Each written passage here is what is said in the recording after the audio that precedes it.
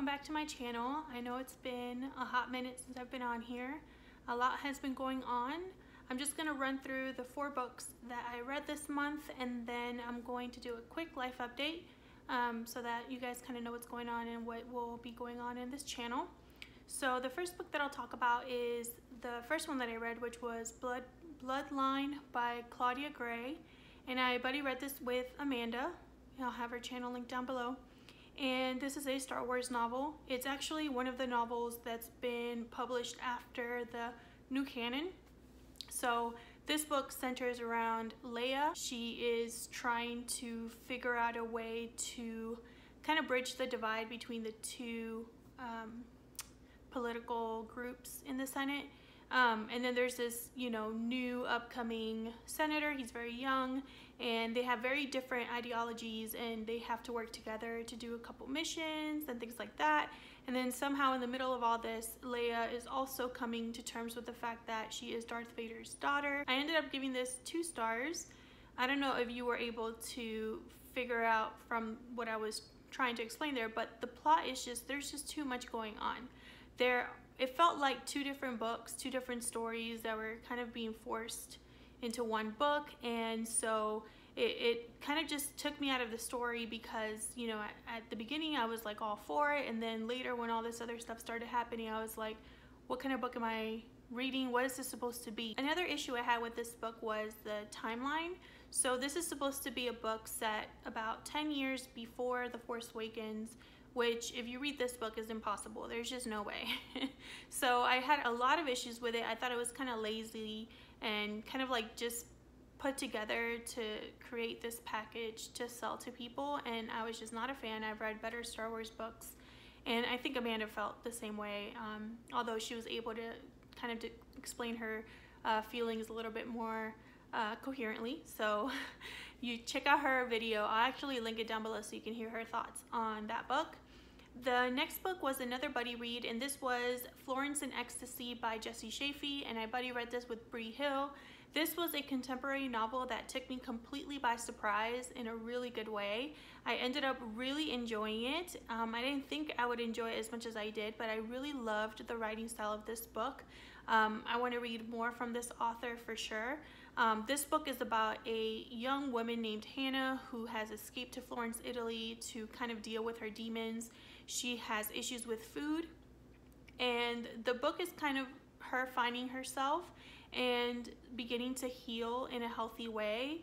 And it's obviously set in this backdrop of Florence, Italy, which is just beautiful, and there's kind of like a romance in there that I felt was pretty genuine. It didn't really take me out of the story. There's a lot of insta-love situations going on with contemporary fiction, but this, I didn't really feel like it was that way.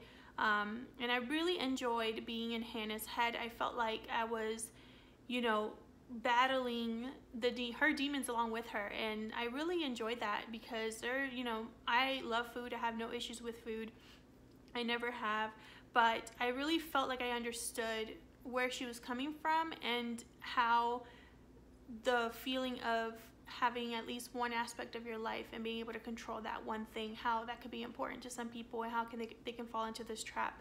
There's so much more to this book, but I don't want to go on and on because I think part of the reason I enjoyed it so much was that I took my time getting to know Hannah as a character, and I really enjoyed kind of seeing her journey unfold. So I highly recommend that one if you're into contemporary fiction or just literary fiction, because I really did enjoy the writing of this one a lot. The next one I read was Artificial Condition by Martha Wells, and this is the 2nd book in her Murderbot series. We're following the same Murderbot after the first book. I don't want to say too much because if you haven't read the first one, I don't want to spoil anything. What I can say is that this one was good, but not as good as the first one. I still gave it 4 stars because I enjoyed it while I was reading it. I really loved the whole concept of Murderbots, the whole idea of AI, and the kind of little, I don't remember what he was called, but she kind of makes a friend in this book, and I really loved their dynamic, and I really enjoyed just kind of seeing her figure out her way now that she's a free Murderbot. So yeah, there were just a lot of things that I liked about this book, but I still can say that I was disappointed because the first one was so great, and this one just felt kind of like a redo of the first with just a couple of things kind of switched. So I will continue with the series because these are only like 150 pages long, so they're really quick to read, and the plot just, you know, it's bam bam bam, so that makes it a lot of fun to read. And yeah, so I still enjoy the series, I just didn't love this one as much as the first. And then the last book that I read was actually 4 short novels kind of like wrapped up in one book, and that was Strange Weather by Joe Hill. And I think this is just karma, I guess, because I was just raving about Joe Hill in my last video and how much I loved him and I couldn't get enough of him, and that he was one of my favorite authors, that I'm a stan, like all this dramatic crap, right? And then I read this and I absolutely did not like it. These are kind of 4 short novels that are not related to each other at all. The plots of these are really hard to describe without spoiling them, so I'm gonna kind of use the Goodreads bio here to kind of give you an idea of what each story is about without spoiling anything. The first one is called Snapshot, and it's from the point of view of a young man who finds himself threatened by this guy called the Phoenician, who has a Polaroid instant camera that erases memories. The second one is all about a young man that takes to the skies in his first parachute jump, and then he winds up on like a little cloud, and there's like things happening in that cloud that are kind of weird. That one is called Aloft. The third one is called Rain, and it's about this kind of like apocalyptic event where nails start to pour down, and it kind of like shreds the skin if you're not like undercover. And then the last one's called Loaded, and it's about a mall security guard that courageously stops a mass shooting in a mall, but it's actually not what it seems. He is not this innocent hero that everybody portrays him to be, and so we kind of follow along with that story, his character and another character. And yeah, those are the 4 short novels, and I did not enjoy any of them. It's not because they weren't well written, because Joe Hill, he can write, that's very clear. It's just that the plots, well, with Loaded, I guess Loaded, the one about the mall security guard, I guess that one, the plot was fine. It's just I didn't care about how it ended. But the other 3, the plots were just so weird, and not in a good way. It was like no matter what character you put in this plot or in this world, I was just not going to kind of enjoy it. None of them were like horror or like horror bending genres or anything like that. So they weren't scary, and so I was just disappointed. I was like, what is this? It really felt like he took 4, maybe 3 reject stories that he was maybe starting at some point and decided to just wrap them up in short novels. And I hated it. I gave it 2 stars, and I only gave it 2 stars because, you know, he's a great writer, and Loaded wasn't that bad. I just didn't like the ending.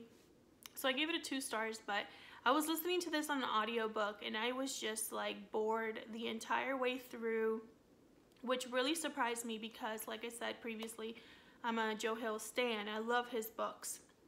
So I don't know what happened here, why I was so disconnected from these plots, why they didn't interest me. And you know, Joe Hill, his plots in his books are always so great, and the stories are weird, but there's just a way that he writes the stories that keep you engaged, and I didn't have that experience with these 4 short novels. So that was a dud.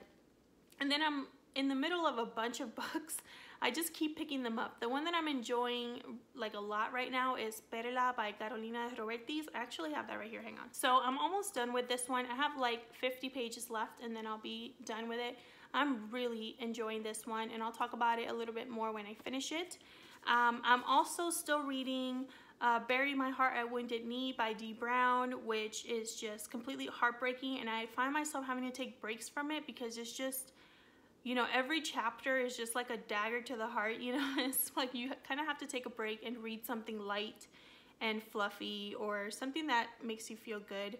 I'm starting to read Pachinko by Min Jin Lee, and that one will be a buddy read with Amanda, Hillary, and Kristen, and Acacia, and I'm really, really looking forward to that one. And then the other one that I'm reading is Salvage the Bones by Jesmyn, which I'm having issues with. I'm not enjoying this book at all. but I still want to complete it because I think I'm more than halfway through at this point, so I just kind of want to finish it and then move on to other books. So that's kind of what I'm currently reading. In terms of like what I hope to read in July, I just hope to finish those books that I'm reading right now, and then I might pick up one of the books from my summer TBR list. I'll link up that card, or that I'll link up the video in the card at the top and in the description box so you guys can check out that video, but I'll probably pick a book from there.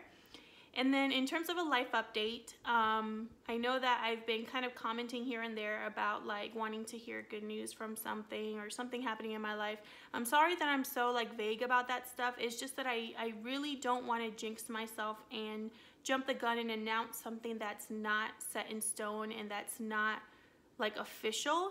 I've always been that person, even with like my friends and things like that. Like I haven't really wanted to say anything until it was official. But that is that I have a new job. I know I just started a job here in Tucson, and that's why I moved, and it was like the first job in terms of like the career that I want to be in. So it was very exciting. And this job is basically the same job. It's just for a different company and in Orlando, Florida, where I'm from. So that's why it was kind of hard, because I didn't want to leave my job so soon, the one that I'm in right now, but at the same time, I really need to think about my future, and it just makes more sense financially, personally, to be back at home. I own a home there, and so it's just so much better in terms of like my future career goal. This opportunity just kind of showed up, and I took a chance, and it worked out. So I will be moving back home next month. I know, it's crazy.